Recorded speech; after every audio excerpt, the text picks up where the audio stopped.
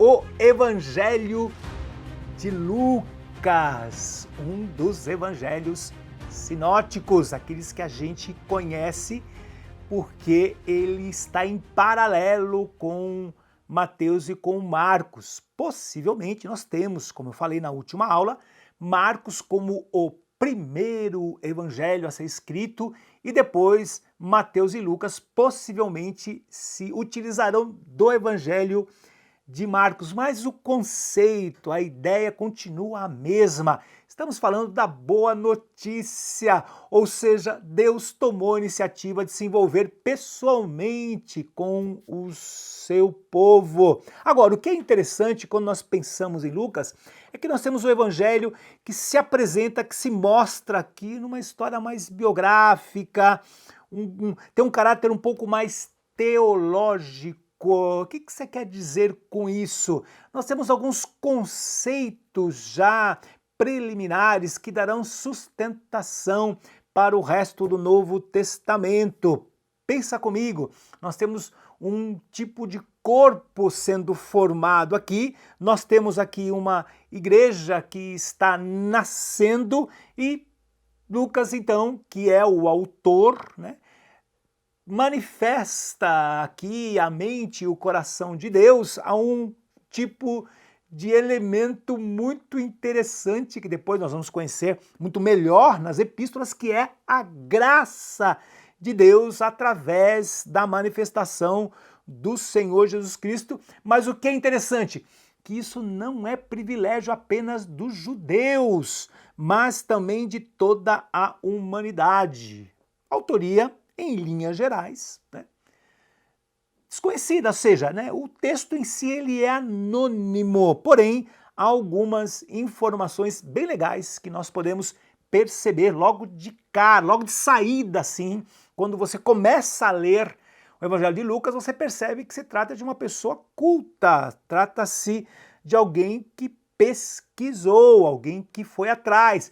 Você começa a perceber que há características distintas, apesar de nós falarmos de evangelhos sinóticos, né?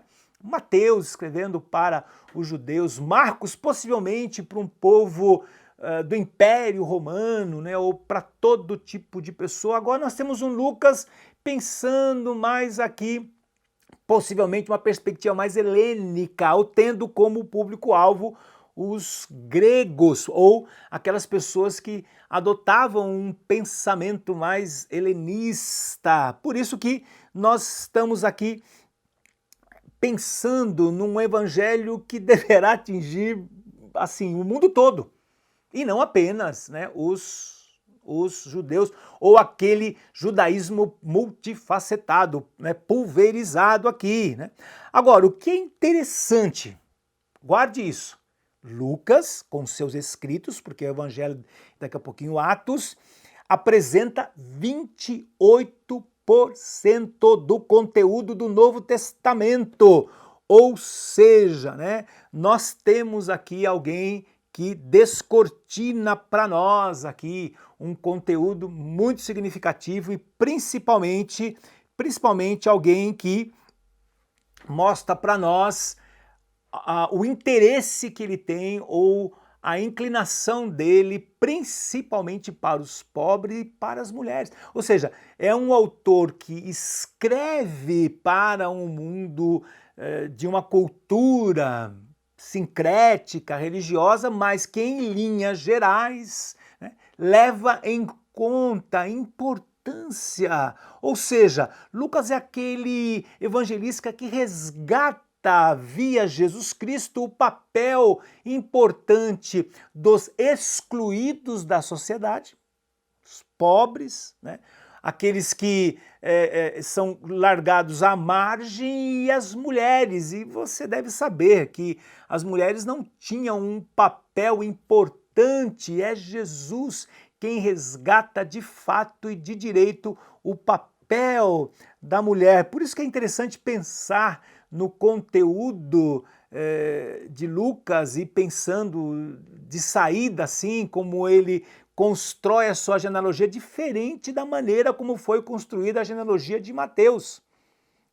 Ou seja, a perspectiva de Lucas, a maneira como ele propõe a construção, a estrutura, leva para nós uma outra perspectiva, um outro olhar, de um outro ângulo da mensagem de Deus, da mensagem da salvação, da chegada agora de um reino ou de uma soberania, de um domínio que sempre pertenceu a Deus, só que agora revelado a toda a humanidade para que as pessoas fossem de fato alcançadas pela verdade. Porque esse era o ponto importante no mundo helênico, no mundo grego, conhecer e saber qual é a verdade. E Lucas é esse evangelista que mostra então para esse mundo a verdade. E a verdade tem um nome e é uma pessoa, Jesus Cristo. A Rádio Transmundial é um veículo de comunicação presente em 80% do planeta e que tem como objetivo levar as boas novas do Evangelho aos que não a conhecem, bem como dar crescimento e maturidade cristã àqueles que desejam servir a Deus de forma integral. Mais informações em www.transmundial.org.br. Transmundial, para todo mundo ouvir.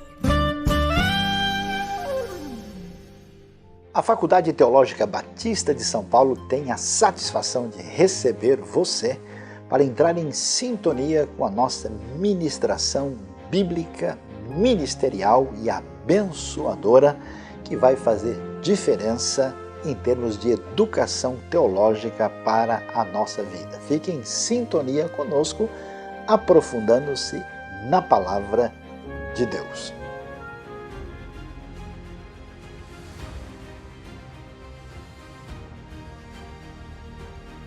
O Evangelho de Lucas há um propósito muito interessante, ou seja, há uma intenção. Na verdade, essa minha fala é muito importante para nós, os expositores. Por quê? Porque nós estamos em busca, inclusive, da intenção, do significado do texto. E alguém me pergunta, qual é a intenção de Lucas? Ele espera colher resultados, ou seja, ele apresenta uma base importante, contexto histórico, como nós falamos há pouco, para quê? Para gerar fé no seu ouvinte, mas fé em quê? Fé pela fé? Não. Fé no Filho do Homem. E esse é um cuidado de um caráter de um escritor que tem cultura, que tem competência, que mostra para nós a verdade, mas que tem uma preocupação pastoral, ou seja, alguém que está preocupado com as pessoas, como nós falamos, principalmente com os menos privilegiados da sociedade, aqueles que normalmente são colocados à margem.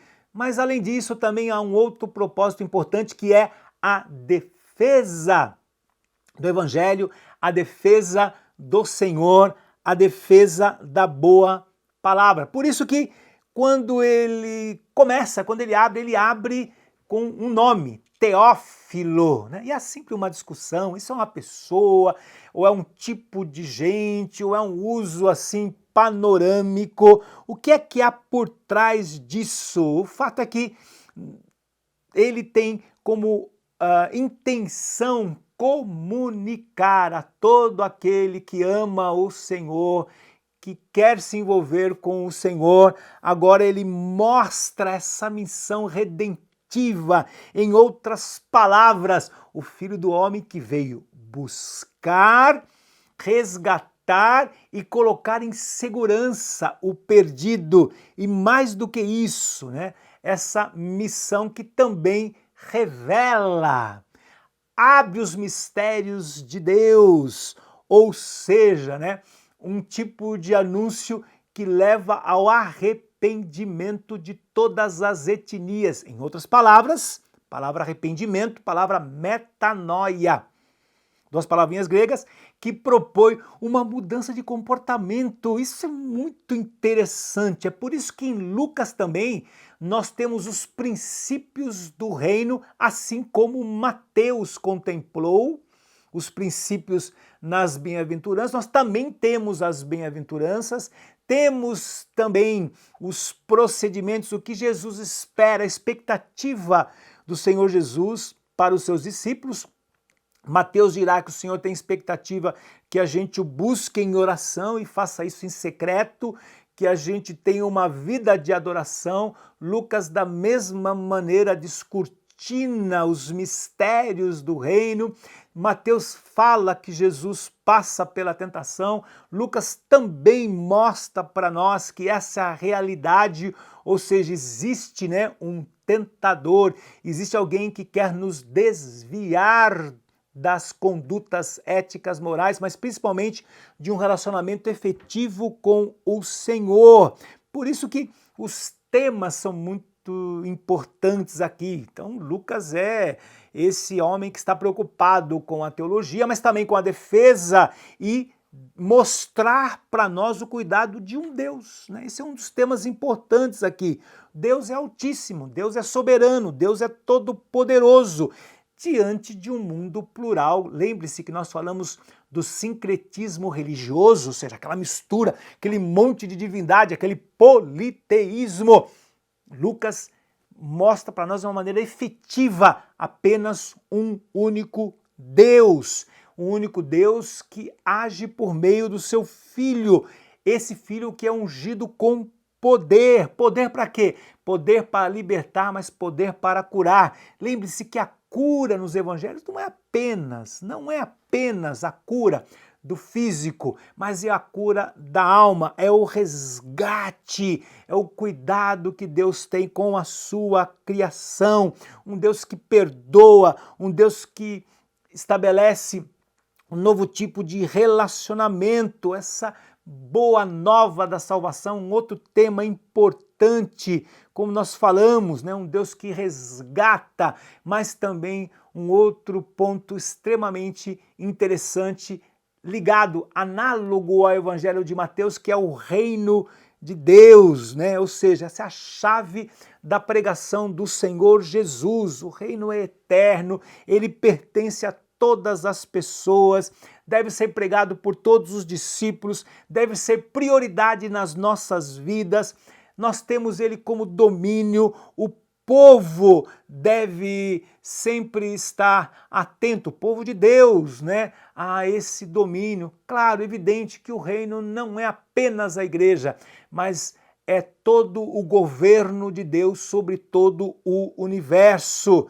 Além disso, nós temos também o destaque que Lucas dá para a oração, para o louvor, para a alegria. Lucas fala também a respeito do dinheiro, ou seja, é o que mais fala, inclusive, dentre os evangelistas, de posses e riquezas, ou seja, um lugar importante, especial, que o Senhor projeta o seu povo.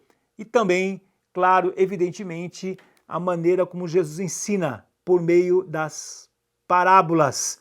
E aqui nós fechamos os evangelhos sinóticos, lembrando, cada um tem a sua perspectiva e, claro, mas com um eixo importante: Jesus Cristo é o Salvador, Jesus Cristo é aquele que nos resgata e nos coloca num lugar de segurança. A Ele toda a honra, toda a glória e todo o louvor para todo sempre. Amém.